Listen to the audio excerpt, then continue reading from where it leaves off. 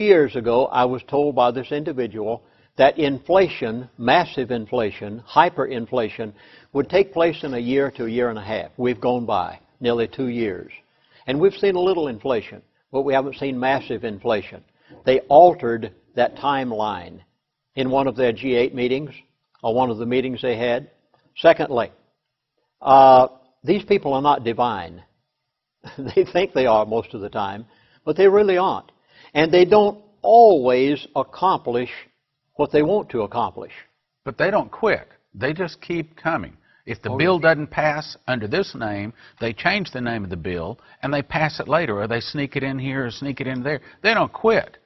Too many times people quit. These guys don't quit. They alter their timeline and carry it on, but they do it exactly what they want to do. Now, I wish I didn't need to make this next statement, but I have to in light of all the things he told me. The elite are laughing at you gullible, stupid Americans. I wish I could say it kindly. I'd like to put it in a little better words, but I don't know how to do it. You have 2 years, and that's it. The elite feel they have it made. They don't feel that there's anything that they have to worry about. They have accomplished everything to this point that they wanted to accomplish, and they feel that they will do everything else that they have to do, and that they have accomplished it to the point that Americans have fallen in line in such a manner that they have no concerns whatsoever about these few little marches that you're having around the country. The Americans haven't done enough to show the elite that they mean business. Are Christians their enemies, or do they consider Christians just of none effect, just like another American? I sure am glad you asked me that question, because you don't know my next point. You're not looking at my notes. This man used the expression, the devil's Messiah. Now, the first time I used that to you on the phone here a few days ago, you were kind of startled, and I noticed you hesitated for a moment or two. I asked this man after he used this expression, I said, are you saying to me that you have done something to America's God? Now, let me try to explain if I can. I have here in my hand the original Webster's Dictionary. It wasn't written for the purpose of all modern-day Webster's dictionaries. This one was written in 1828, and this is an exact facsimile of Webster's original dictionary reprint. And it states right in the front that the reason that Noah Webster wrote this book was he wrote a dictionary not for the purpose of the modern-day public school or the college using it. He wrote it for the purpose of preserving the meaning of the words at that time in history, so that the Bible would always have the same meaning. He states it right here in the beginning. He wrote it for the purpose of maintaining the King James Bible. The King James Bible. Now, you can take all those other versions and perversions, excuse me, but the elite did all this. They knew what they were doing all the time. But Webster said that he wrote this dictionary for the purpose of maintaining the meaning of the original Scriptures so that the Bible would always have the same meaning. Is it true that the elite knew that they could not defeat America as long as we had the one true God? And so to defeat America, they had to remove our God, starting with removing prayer from the schools in 1963. That was only part of it. That was only one of the things. But they had to take our God away to defeat us. That's correct. They had to remove our God. And I asked him this question. I said, I don't know that I put it in just exact words, but I said, do you mean to tell me that you have had to remove America's God in order to be able to bring us under control? And I don't remember exactly how he stated it, but here's the second proof right here. This is the first textbook that was ever used in the first school in the United States of America, and many of you will recognize it. It's called McGuffey's Reader. It was the first. And the reason that McGuffey wrote this textbook for our schools was in order... Now, why was the first school in America ever established?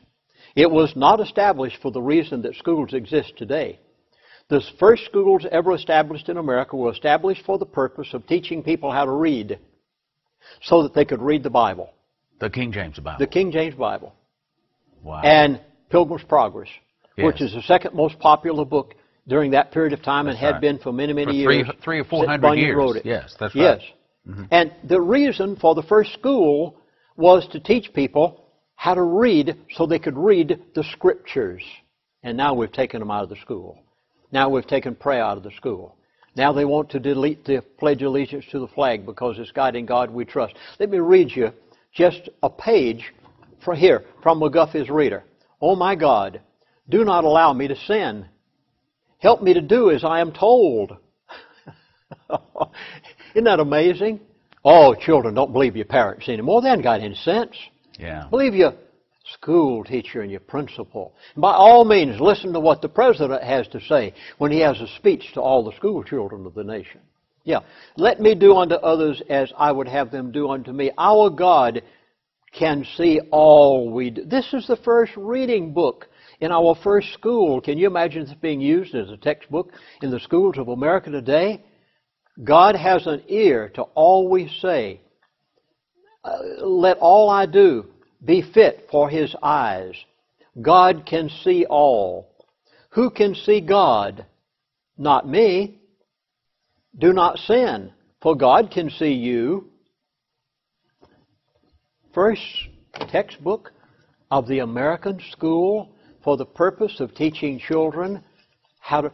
They had to remove the God on which the founding fathers of America wrote the basis for the Constitution, and the only way that they could pervert America and bring it under the control of the elite was to remove God from our public life.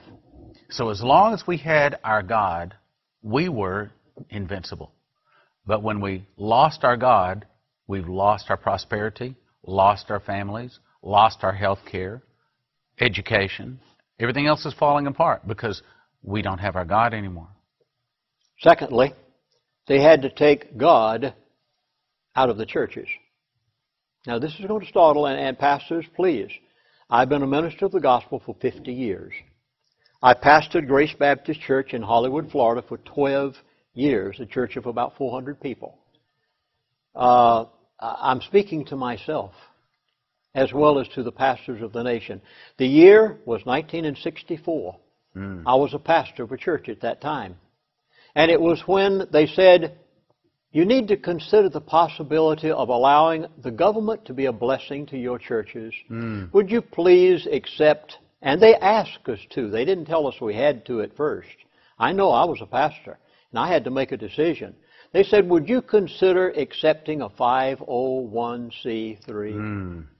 Not good. And as soon as I begun to see what was in that 501c3 organizational status that IRS was offering to the churches, and a tax deduction for every offering that was given by every person in that congregation, I immediately sat up and took notice, and I said, wait a minute. I want to look through this a little more carefully. And then about a year or two later, my church had not joined because I saw through it. I realized they wanted to put a noose around the pastor's neck. Control. Control. That's the name of the game. It's control. And it was all put in by the elite for the purpose of taking God out of the schools, taking God out of the churches, and they offered it, and the pastor said, we will gladly accept your status.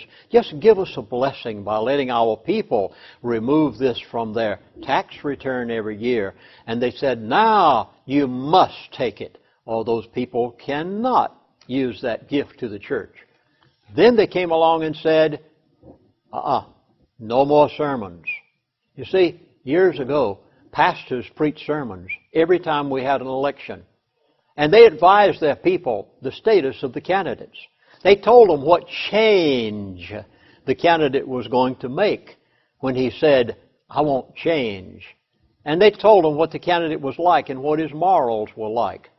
Can't do that anymore. You don't dare mention that. They'll pull your 501c3 status, and you'll have the Gestapo on your doorstep in no time flat. Your donations will no longer be tax deductible. Yes. And so then they came along and said, you must accept it, and if you don't, then this is what we'll do. Mandatory. At first it wasn't mandatory. Then it became mandatory. Now you can't say anything. You'll forgive me, pastors. The average talk show host can give a better sermon than you can and get by with it. Wow. It's sad. What's taking place in our church. I wouldn't accept it. I never did. Until the day that I left the church in Florida. I don't know what they've done since. But until the day that I left the church 12 years later, I never filled out the forms, never accepted the 501c3 status, and went on about my business. I didn't care. After all, where do I want the rewards to come? Do I want the rewards to come in heaven because I do what God says, or do I want the rewards to be given to me by IRS because I can take my tax deduction and that I gave to the church Amen. And get my reward Amen. from the state instead right. of getting it from God? That's right. So I never put it in an envelope and put my name on it whenever I give a donation in the church. Now, you'll forgive me, pastors, but that's you must face it. Then they had to change something else. They had to change the basic foundation of the United States of America. Ask the average congressman when he comes home for a town meeting, what form of government we have, and what will he say? A democracy. Well, what are we? A republic. Article 4, Section 4 of the Constitution of America. Please read it. I hope you have in your lifetime.